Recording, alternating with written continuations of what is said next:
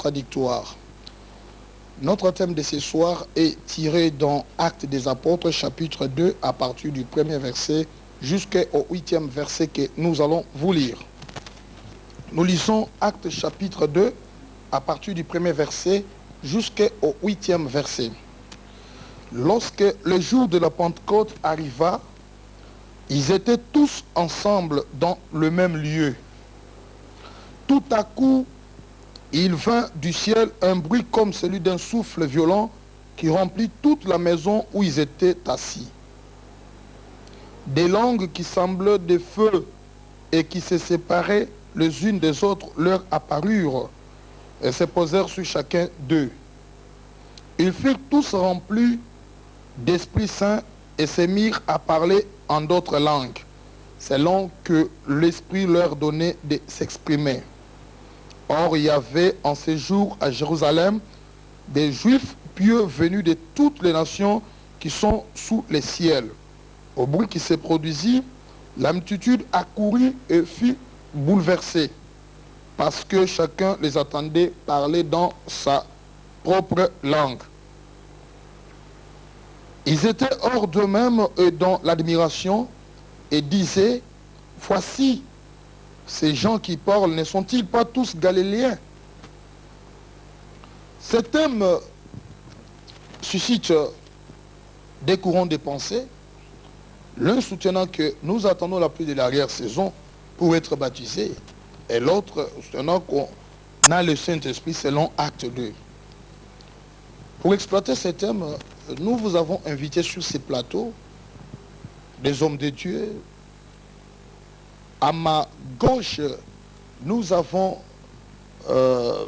Thomas, accompagné du pasteur Pierre Casse, tous deux de l'église primitive de Jépar lui-même, pasteur Pierre Casse, ici sur Cabinda, non loin de la boulangerie Pain Victoire. Pasteur Casse, frère Thomas, soyez les bienvenus dans cette émission, le débat religieux.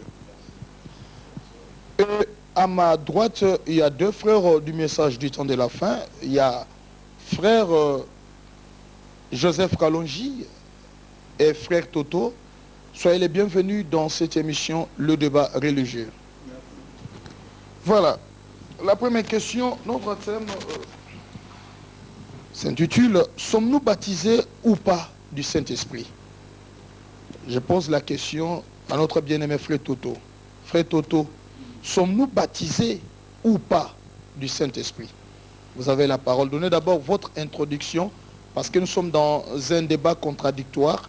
Vous donnez d'abord votre introduction. Merci pour la parole que vous me donnez. Avant d'entrer dans le vif du sujet, il faudrait quand même montrer aux gens ce que c'est le Saint-Esprit. Parce que Frère Branham a dit que quelqu'un ne peut pas recevoir le Saint-Esprit s'il n'en connaît pas. Alors il est quand même important qu'on connaisse d'abord ce que c'est le Saint-Esprit. Parce que ici, le débat, comme tu l'as dit, c'est des points de vue. Il y a des frères qui pensent qu'il faut attendre la pluie de l'arrière-saison. Et nous qui croyons que maintenant quelqu'un peut être baptisé du Saint-Esprit. Alors, la grande question aussi, c'est qu'il y a trop de confusion. Les gens confondent être baptisé du Saint-Esprit, être rempli du Saint-Esprit et être revêtu par la puissance du Saint-Esprit. Alors, je crois qu'à la longue, quand on va entrer dans le vif du débat, nous allons expliquer, nous allons même nuancer cela, parce que c'est très différent. Être rempli du Saint-Esprit, être baptisé du Saint-Esprit et être revêtu du Saint-Esprit. Or, la promesse que Dieu nous a faite, c'était le baptême du Saint-Esprit. Donc, nous attendons le baptême du Saint-Esprit. Donc, plutôt, voudrais-je dire, que la promesse c'était que les gens seront baptisés du Saint-Esprit, parce que Jean baptisait d'eau, mais le Seigneur Jésus-Christ, lui, devait baptiser du Saint-Esprit. Bref, nous parlerons du baptême du Saint-Esprit et nous allons démontrer dans les écrits, dans la Bible et dans les enseignements de Frère Branham, que Frère Branham dit et affirme noir sur blanc, que nous devons être baptisés du Saint-Esprit maintenant. Et que nous n'avons pas à attendre une promesse hypothétique pour être baptisés du Saint-Esprit. Merci beaucoup, frère Toto. Frère Joseph, votre point de vue? Oui, merci, monsieur le journaliste, pour l'invitation. Je voulais dire à propos du Saint-Esprit. Le Saint-Esprit, c'est l'Esprit de Dieu. Le Saint-Esprit, c'est Dieu lui-même. Le Saint-Esprit, c'est la manifestation de Dieu très importante. L'histoire du Saint-Esprit n'a pas seulement commencé au Nouveau Testament, ça a commencé depuis l'Ancien Testament. Les prophètes ont parlé par le Saint-Esprit. Nous pouvons lire par exemple dans Ésaïe. Ésaïe a dit sous le Saint-Esprit, Ésaïe 61, verset 1, « L'Esprit du Seigneur, l'Éternel est sur moi, car l'Éternel m'a oint pour porter de bonnes nouvelles aux malheureux. » C'était le Saint-Esprit parlant au travers de Ésaïe, prédisant Christ qui devait venir. Et lorsque Christ est venu, il a répété la même parole. Christ, en son temps, je peux citer par exemple Michée aussi, il a parlé sous l'inspiration du Saint-Esprit. On peut parler de Joël qui a promis que le Saint-Esprit viendrait dans les derniers jours, que les gens seraient baptisés du Saint-Esprit. Ils parleront de nouvelles langues. Merci. Ils parleront de nouvelles langues, etc., etc. Au temps de Jésus, quand le temps fit venir, il faut que Jésus vienne au monde. S'il te plaît, les messieurs bilingues, lingala français, il ne faut pas se marier français. Il a fallu l'intervention du Saint-Esprit. Parce que le Fils qui doit naître, naîtra à partir du Saint-Esprit. L'ange a dit à Marie que le Saint-Esprit te couvrira de son ombre et tu enfanteras un fils, on l'appellera Fils de Dieu. Le Saint-Esprit, toujours, a été très important pour le ministère de Jésus-Christ. Il devait lui-même être baptisé du Saint-Esprit dans Jean 3, lors du baptême. En compagnie de ses disciples, bien qu'ils ont fait 3 ans et demi de formation dans l'école de Jésus-Christ, Jésus leur a dit, moi je m'en vais, mais je vous enverrai un autre consolateur qui est le Saint-Esprit. Lorsqu'il sera venu, il vous guidera. Donc le Saint-Esprit sera le guide pour les disciples. Frère Joseph, oui. Sommes-nous baptisés ou pas du Saint-Esprit? Nous? Oui. Tel que vous êtes là. Exactement, parce que dans Acte D, c'est en ce moment-là que s'accomplissait Joël D 28, c'était pour la première fois que les disciples étaient baptisés du Saint-Esprit dans la chambre haute. Depuis ce jour-là, le Saint-Esprit demeure dans l'Église jusqu'à ce que Jésus-Christ va revenir. Merci. Pasteur Pierre Casse, vous avez la parole. Juste d'abord votre introduction. Sommes-nous baptisés ou pas du Saint-Esprit, tel que vous êtes là, frère Thomas, frère Toto, docteur Jacques Moutombo et notre frère Joseph? Qui a le Saint-Esprit parmi nous? Bon, celui qui a le Saint-Esprit parmi nous, c'est celui qui reconnaît la vérité. Il reconnaît la vérité, il la croit et il demeure dans cette vérité. Et la vérité, c'est quoi? La vérité, c'est la parole révélée dans votre temps et qui se trouve dans les Saintes Écritures. Laissez-moi d'abord corriger ce que Toto a dit dans sa défense. Il établit une différence entre le baptême du Saint-Esprit, être rempli du Saint-Esprit, être revêtu du Saint-Esprit. C'est la preuve qu'il n'a pas le Saint-Esprit. Parce que le Saint-Esprit a dit Jésus, lorsqu'il vient sur quelqu'un, c'est d'abord pour le conduire dans toute la vérité. Donc, le Saint-Esprit est un conducteur Mais il ne peut pas conduire quelqu'un dans l'erreur. Il ne peut pas donner à quelqu'un une fausse doctrine, comme la doctrine de cet honneur et tout ça. Le Saint-Esprit ne peut pas faire ça. Bien, dans le livre de Joël, comme a dit son ami, c'est là qu'il y a la promesse. Le prophète a dit, le Seigneur répandra son esprit sur toute chair. Ça, c'est l'effusion du Saint-Esprit.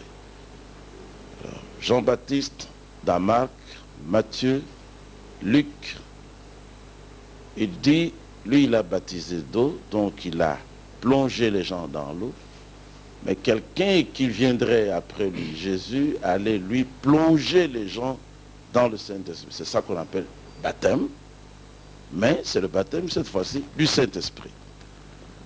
Maintenant, dans Luc 24, 49, Jésus-Christ appelle ça être revêtu du Saint-Esprit. Il dit aux apôtres, allez attendre à Jérusalem jusqu'au moment où vous serez revêtus de la puissance d'en haut.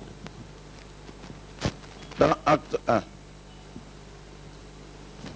cela est appelé au verset 8, être revêtu de la puissance du Saint-Esprit. Et le jour de la Pentecôte, c'est ça, Acte 2, cette prophétie qui a été donnée depuis Joël, répétée par Jean-Baptiste, confirmée par le Seigneur Jésus-Christ, devient réalité. Et qu'est-ce qu'on a vu? Tous les croyants étaient d'abord dans le même lieu et ils attendaient. Et tout d'un coup, le bruit est venu du ciel avec un vent impétueux, accompagné du feu. Le Saint-Esprit véritable vient accompagné du feu. Et les apôtres ont vu. Il n'y avait pas que les apôtres qui étaient baptisés du Saint-Esprit, mais même toutes les femmes qui étaient là, tout le monde qui était dans la pièce a été baptisé du Saint-Esprit. L'Écriture dit littéralement, ces langues de feu se posèrent sur chacun d'eux et ils furent tous remplis du Saint-Esprit. Toto a fait la différence entre être baptisé du Saint-Esprit et être rempli du Saint-Esprit. Mais c'est la même chose. Donc, avant d'être rempli du Saint-Esprit, vous devez d'abord être baptisé du Saint-Esprit. Donc, être plongé dans le Saint-Esprit, alors le Saint-Esprit vous remplit.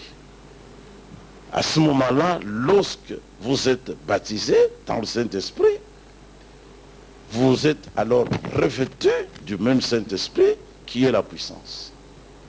Donc tout ce qu'il a établi comme différence ne vient certainement pas de la Bible. C'est la preuve qu'il lui manque un véritable enseignement des Saintes Écritures sur le baptême du Saint-Esprit. Donc, pour les vrais croyants de notre temps ici, ils ont reçu le message du temps de la fin qui constitue la pluie de la première saison que le prophète Élie Branham a apporté. C'est ce qu'il a enseigné dans la parole parlée et la sémence originale matin et soir. Et ces vrais croyants sont maintenant dans l'attente de l'effusion du Saint-Esprit par laquelle ils vont être non seulement baptisés du Saint-Esprit, mais aussi remplis du Saint-Esprit pour être revêtus du Saint-Esprit. Dans le même sermon, la question a été posée à Frère Branham. Il a dit, mais qu'avons-nous reçu maintenant dans ce temps de semaille? Il a dit, la première pluie. Et c'est la première pluie qui est appelée la pluie Mora. Et maintenant nous attendons le déversement du Saint-Esprit. Dieu lui-même va se déverser à nous. Mais alors ça sera un ministère de puissance là où il y aura la manifestation des véritables miracles. Pas ce que vous voyez au stade là.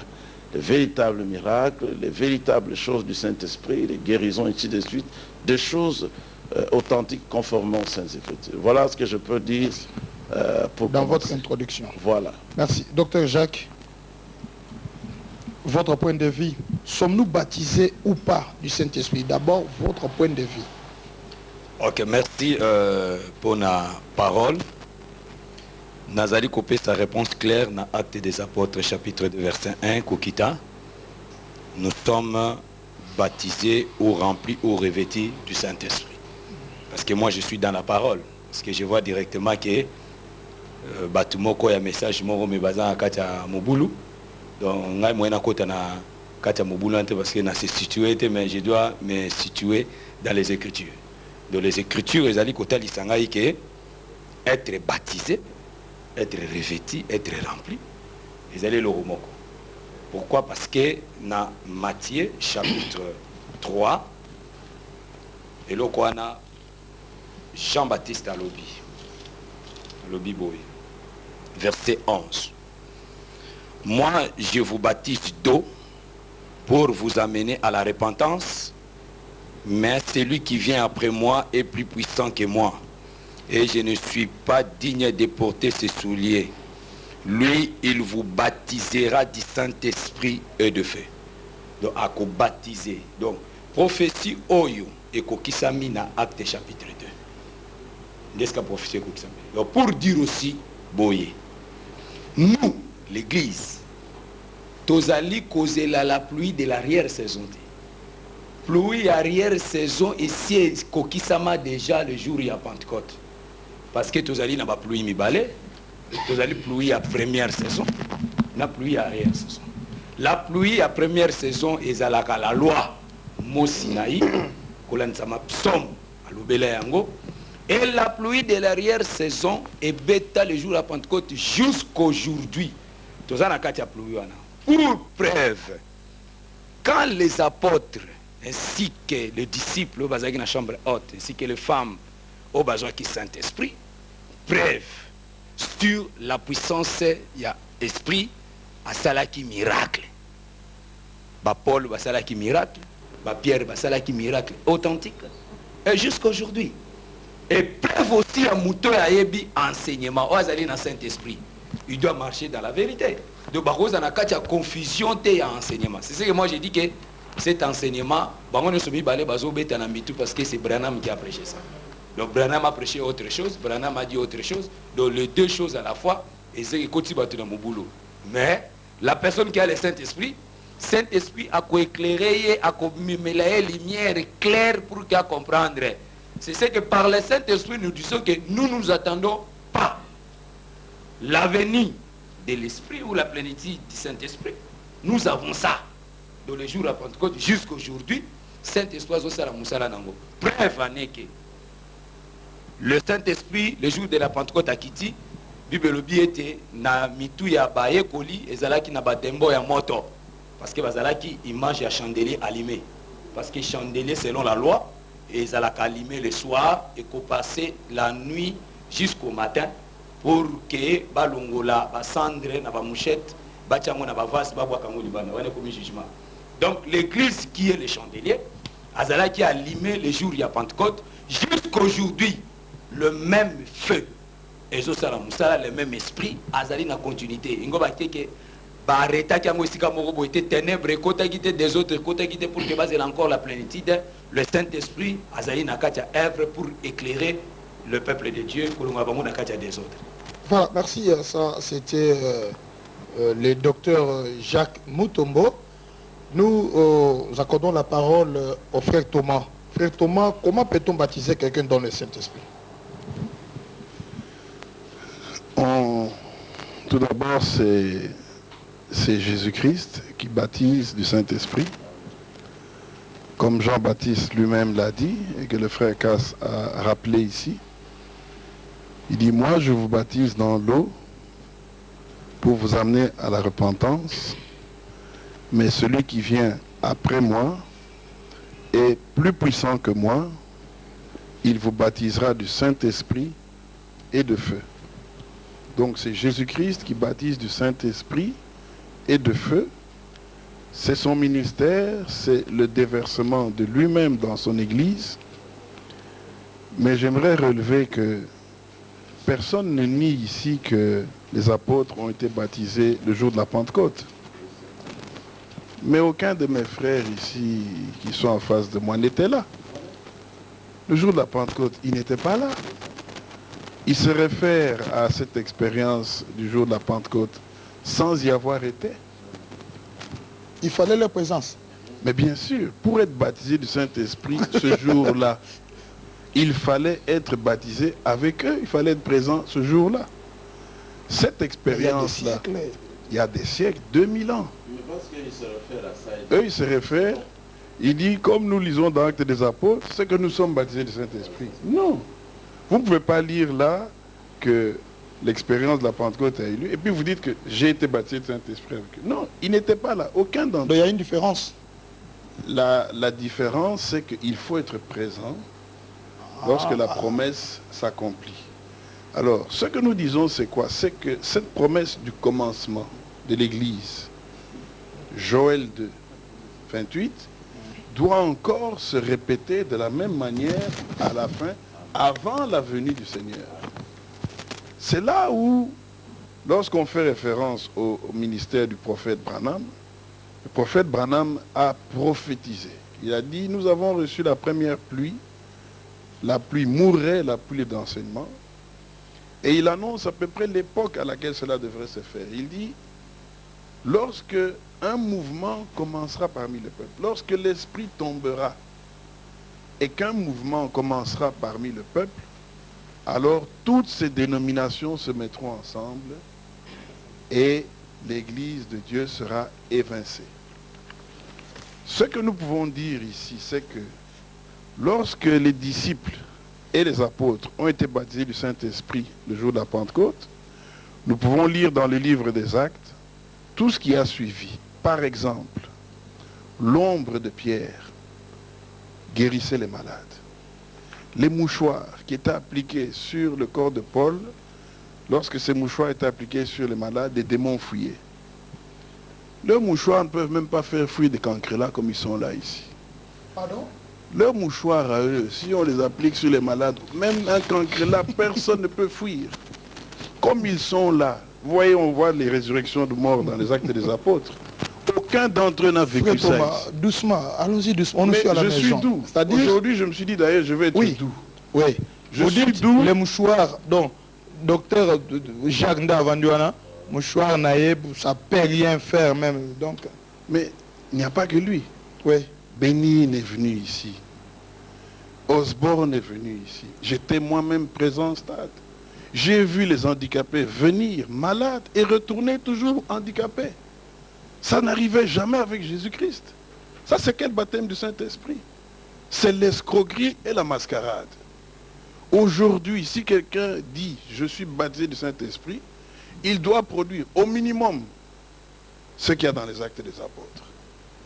Lorsque Jésus, lui, était en train de prêcher, on amenait même les malades, on faisait même un trou au-dessus du toit pour faire descendre le paralytique devant lui. Et il dit simplement, il n'a même pas prié. Il dit, prends ton lit, lève-toi et marche. L'homme prend son lit, se lève et marche. On a vu ça dans le ministère prophétique de Frère Branham. Jamais. Ils sont là, ils sont là. Nous ne disons pas ça derrière eux, devant eux. Aucun d'entre eux n'a jamais expérimenté un seul miracle biblique. Aucun d'entre eux n'a expérimenté une seule résurrection biblique.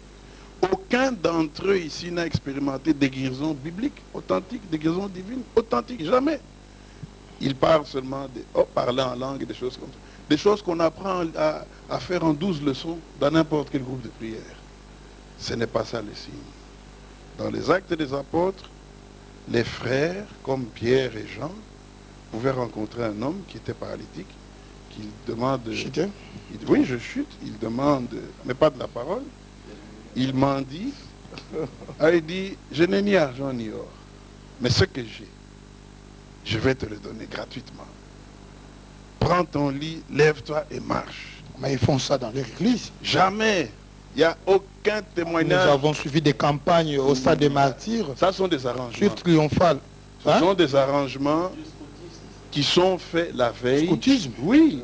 Ce sont des arrangements qui sont faits la veille contre un peu d'argent pour que la personne vienne le lendemain dire que j'étais aveugle. Elle dit, allez, ozomonanini, nazomonamoy, tout ça. Tout ça, c'est des arrangements. Ils donnent l'argent pour faire l'impression. Mais dans le ministère authentique, on y reviendra, Ce n'était pas comme ça. Dans le livre des Actes, c'était toujours authentique et la puissance. C'est juste de 3 minutes et puis vous allez affronter d'autres. Oui. Ok. Frère, J'ai suivi. frère Toto, vous avez suivi Pasteur Pierre Casse? Je les ai suivis religieusement, lui et Jacques. Je suis d'abord étonné qu'un docteur et un pasteur ne soient pas à mesure de sonder les Écritures. Doucement, vous dites? Ils ne comprennent pas les Écritures. Les docteurs et le pasteur. Et les pasteurs. Je vais donner les écrits. Oui. Dans Juge 6, 34, pour ceux qui sont à la maison, vous pouvez lire. Dans 2 Chroniques 24, 20, 1 Chronique 12, 19, vous verrez que dans l'Ancien Testament, déjà, il y a eu des gens qui étaient revêtus du Saint-Esprit sans pour autant être baptisés du Saint-Esprit. Donc, si vous prenez encore dans Luc 1, vous verrez qu'Élisabeth, Jean-Baptiste, la Bible dit Jean-Baptiste sera rempli du Saint-Esprit dès le sein de sa mère. Son père et sa mère Élisabeth furent remplis du Saint-Esprit. Or, les baptêmes du Saint-Esprit, la seule personne qui donne ces baptêmes-là, c'est le Seigneur Jésus-Christ. Quelqu'un qui est baptisé du Saint-Esprit sera revêtu de la puissance du Saint-Esprit, sera rempli du Saint-Esprit. Il y a une nuance, hein? Je fais une nuance. C'est-à-dire avant que le Seigneur Jésus-Christ puisse baptiser les gens, parce que tout le monde, ils sont d'accord, tous que la promesse est accomplie dans l'acte 2. Mais je les montre dans l'Écriture que pour ce qui concerne le revêtement du Saint-Esprit, dans l'Ancien Testament, il y avait des gens qui étaient revêtus du Saint-Esprit. J'ai donné les Écritures. Pour ce qui est du remplissage du Saint-Esprit, sans le baptême du Saint-Esprit, il y a eu des gens qui ont été remplis du Saint-Esprit. J'ai donné les écrits, vous pourrez lire. Mais le baptême du Saint-Esprit, Frère Branham, dans la prédication,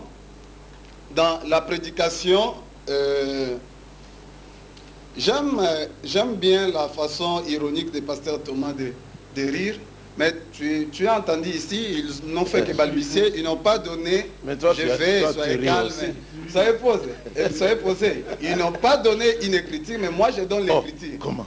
Ils n'ont pas donné l'écriture de ce qu'ils sont en train de dire. Dans la prédication, dans quel but le Saint-Esprit a-t-il été donné? Prêché le 17 décembre 1959. Écoute ce que Frère Branham dit. Là, je parle par rapport à ceux qui suivent. D'ailleurs, avant de lire d'abord la citation de Frère Branham, il est dit dans le livre d'Actes 2, là tout le monde est d'accord, la promesse est pour vous et pour vos enfants.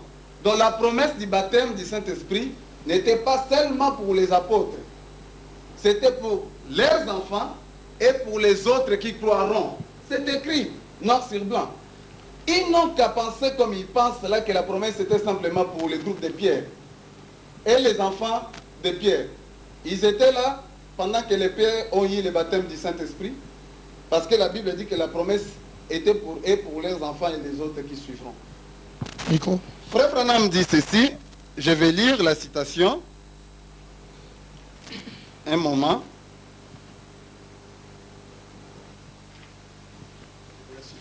Oui, oui. Rapidement, je cherche la citation dans la prédication. Il est dans ces 3 minutes, c'est ça.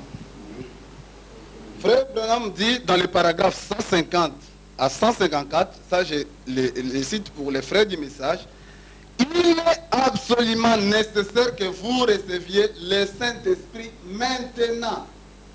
Il ne dit pas demain. Sinon, vous ne pourrez pas participer à la résurrection. Il ne dit pas demain. Il ne dit pas au futur. Maintenant, il s'adressait à qui? Aux frères qui suivaient sa prédication. Il s'adressait au pasteur Casse. À lui. Frère Thomas. Il n'était pas là. Non, ils ont changé. Ils ont dit, est-ce que les gens étaient à la Pentecôte? Tu vois comment ils chantent? Non, suis. Il dit ceci. Quand vous l'avez suivi, vous qui êtes à la maison, vous les avez suivis. Il dit quand Frère Branham parlé de ça, elle n'était pas là. C'était aux États-Unis. Voilà. Si, ils ont dit que est-ce que les gens étaient pendant que Pierre et les autres étaient baptisés du Saint-Esprit. Nous n'étions pas là, c'est pourquoi nous ne devons pas être baptisés. Non, non. Mais j'ai lu le prophète qu'ils prétendent croire, dit ceci. Écoute. Non, mais vous avez déjà terminé vos 3 minutes. Non, j'ai fini ça, je chute maintenant. 30 secondes. Je chute, oui. Pour montrer que ça ne s'agissait pas seulement à l'époque de Pierre, même à l'époque de Branham, même aujourd'hui, parce que cela est autant. Il dit, il est absolument nécessaire que vous receviez le Saint-Esprit maintenant. Merci. Sinon, vous ne pourrez pas... Non, merci. Non, on reçoit les ministres. Pasteur Casse, comment... Pasteur Casse, c'est un peu vraiment de nous expliciter. C'est-à-dire, il fallait être ce jour-là à Jérusalem, dans la maison avec Marie et les autres. C'est comment? Et puis... oui, c'est une bonne question. Là, vous avez vu que nous avons réagi de la même manière, moi et le frère Thomas, parce que tous les trois, ils vous ont dit qu'ils sont baptisés du Saint-Esprit, selon Acte 2, que Toto appelle l'acte. Ce n'est pas l'acte, c'est dans Acte des apôtres. Ce n'est pas l'acte, comme il le dit. Donc, c'est la preuve qu'il n'a pas le Saint-Esprit. Donc, comme ils disent qu'ils sont baptisés, selon Acte 2. Mais ça n'a pas de sens parce qu'aucun de trois n'était ce jour-là à Jérusalem. Voici ce que nous disons. Voilà, vous avez dit ici que le frère Thomas parle pendant que vous parlez. Voici ce que nous disons. Ceux qui furent baptisés dans Acte 2, Acte des apôtres, étaient au nombre de 120. Et c'était tous des Galiléens. Ça sont des Quinois, sont des Congolais. Et puis il y a 2000 ans que cela est arrivé. Bon, rien qu'avec le bon sens, on comprend qu'il y a quelque chose qui ne tourne pas. Pasteur, on peut lire en eux. Acte 2, lisons. Nous lisons Acte 2. Un bon débat aujourd'hui. Acte 2, chapitre... Acte des apôtres. Acte chapitre 2. Vous n'avez pas dit acte, pas acte, mais acte des apôtres. Acte des apôtres, voilà. C'est au Voici pluriel. ces gens qui parlent, ne sont-ils pas tous Galiléens? Voilà. On n'a pas parlé des Quinois ici. Il n'y avait pas de Congolais. Et surtout pas de Quinois. Et puis cela est arrivé il y a 2000 ans. Mais regardez. Après ces gens-là, ça c'est ce que le Saint-Esprit peut faire. Après ce groupe de 120, il y a eu d'autres qui étaient aussi baptisés. Après. Le même jour. Mais après. Les gens qui ont écouté l'enseignement de l'apôtre Pierre. Et ils étaient au nombre de 3000. Toujours dans Acte 2.